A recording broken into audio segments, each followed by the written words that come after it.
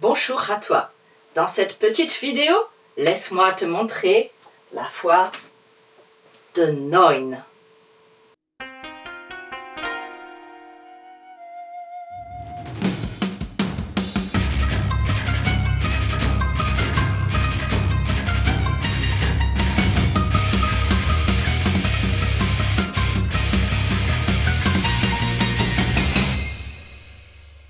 Et si Adolf Hitler avait eu une descendance pour assurer la pérennité du Troisième Reich? C'est le principe fondateur de cette uchronie. Alors pas question pour le Führer de faire crac-crac bistouquette, hein? C'est par insémination artificielle que 13 enfants ont été conçus, puis confiés à des familles d'accueil le temps qu'ils grandissent, pour n'en sélectionner qu'un seul.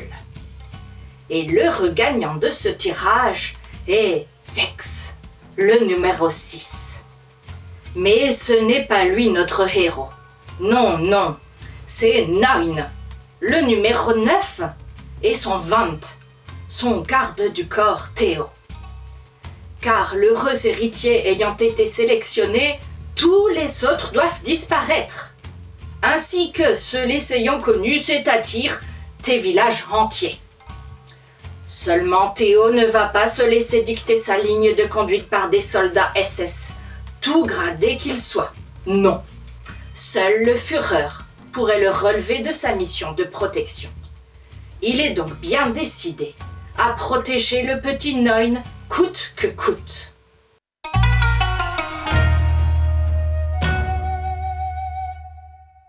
Le dessin de ce titre a un style très crayonné et un trait plume et encre de Chine.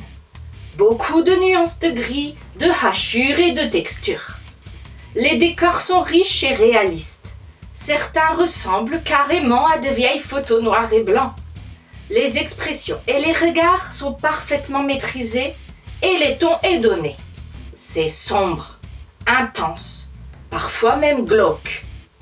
Comme le mangaka colle au réalisme de ces scènes, les personnages changent de tenue d'un moment à l'autre, bah oui. Et ça a pu parfois me perdre un peu, n'arrivant pas toujours à différencier Théo de certains soldats ou autres persos lui ressemblant. À part ça, chapeau, je trouve qu'il y a un vrai travail artistique sur ce manga et j'ai pris un grand plaisir à parcourir ces pages. Enfin, le trait est aussi incisif et très dynamique, ce qui ne cache rien. Le nez mou est varié et soigné. Le découpage est majoritairement classique, avec des cases rectangulaires et des coupes droites. Mais certains événements sont soulignés par des formes de cases plus originales ou des coupes de biais. Il y a quelques pleines pages et doubles pages qui permettent de profiter pleinement du détail du trait du mangaka. La composition des cases est habile, alternant des plans larges et serrés, les éléments de décor et l'action, ce qui permet de vraiment contextualiser l'intrigue et de bien ancrer le récit dans les lieux et dans l'époque. L'immersion est complète. La jaquette est élégante et donne le ton, dominante de rouge profond, de noir et de ton gris coloré, militaire allemand, croix gammée. On sait de suite dans quel cadre l'intrigue se pose. Elle est fidèle à la jaquette d'origine, dont l'écriture du titre en caractères occidentaux a donc également été conservée. L'impression et le papier sont de qualité. Les onomatopées ont été parfois conservées, parfois traduites, mais leur style graphique a été conservé pour mieux les intégrer au dessin et respecter le trait du mangaka.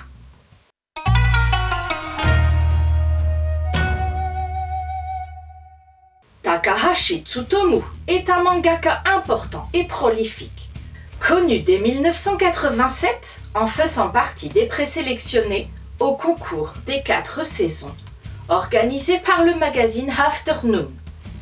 Il publie en 1989 le one-shot Jiraishin, puis la série éponyme de 93 à 2000. En 98, il œuvre au dessin du one-shot Angel Share, En 99, il sort le one-shot Alive. De 2000 à 2002, il bosse sur la série sportive Tetsuvan Girl et attaque également la série Sky High, puis Bakuon Reto, ainsi que le thriller Blue Heaven. Route 69, Neunundsechzig comme on dit chez moi, Dead Flowers, Sido, Muyung Kagenashi, une suite pour Jirashin, de nouveaux volets de la saga Sky High, un spin-off de Sido, des artbooks, des films live, des séries télévisées, un peu d'animation, de musique et même de la comédie. Est-ce qu'il lui arrive de dormir à cet homme-là? Un brin rebelle, doté d'une forte personnalité, Takahashi aborde sans complexe et de façon tout à fait unique les thèmes qu'il aime, comme les motards, les anti-héros tourmentés ou la mort. La force de cette uchronie réside dans une théorie imaginaire selon laquelle Adolf Hitler aurait eu des enfants, parfaitement ancrés dans un contexte historique réaliste. On retrouve des figures historiques célèbres comme Himmler, Goebbels, Adolf Hitler, l'inquiétant docteur Ulrich Neustadter, des lieux importants de l'Allemagne nazie, des tenues civiles et militaires de l'époque. L'atmosphère très sombre et malaisante du trait de Takahashi sert parfaitement cet univers. Les actions des protagonistes sont motivées par leur caractère, leurs valeurs, leur vécu, et on sent une grande richesse dans cette construction des personnalités, qui a un impact fort sur les événements et les interactions. On va croiser d'autres enfants survivants et leur garde du corps, et être confronté à différents points de vue sur l'œuvre de Hitler et son régime. Fanatisme, loyauté, haine, dégoût. Neun pose les bases d'une série sombre et intense, course-poursuite pour la survie, dans une Allemagne où fanatisme, horreur et barbarie font régner une atmosphère pesante. Un premier tome dans lequel on se plonge et on ressemble troublé, ayant hâte de connaître la suite et l'issue. En lien avec ce titre, je te propose de lire Hitler de Mitsuki Shigeru, qui pose une vaste question. Qui était Hitler? Une biographie qui déroule les événements qui ont conduit l'Allemagne au chaos. Ensuite, la bande dessinée Bloc 109. Et je sais plus dire 109 en allemand. Je me suis arrêtée avant les nombres dans les 100. De Vincent Brujas et Ronan Toulehat. Cette uchronie nous projette en 1953. L'Occident est pacifié par le Troisième Reich, mais la guerre continue contre l'armée rouge. Sur fond de guerre bactériologique, les virus transforment les hommes en monstres. Cette BD imagine une version différente de la Seconde Guerre mondiale dans laquelle Hitler est assassiné, mais le Troisième Reich perdure avec un besoin perpétuel de conflit. Pour terminer, l'anime Jinro, la brigade des loups, d'Okiura Hiroyuki.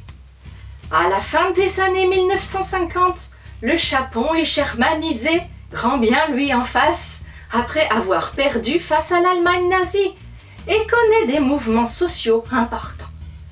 Et voilà, c'était Hedaria. J'espère que cette petite chronique t'aura plu et donné envie de lire Neun. Je te laisse et continue de suivre la voie du manga.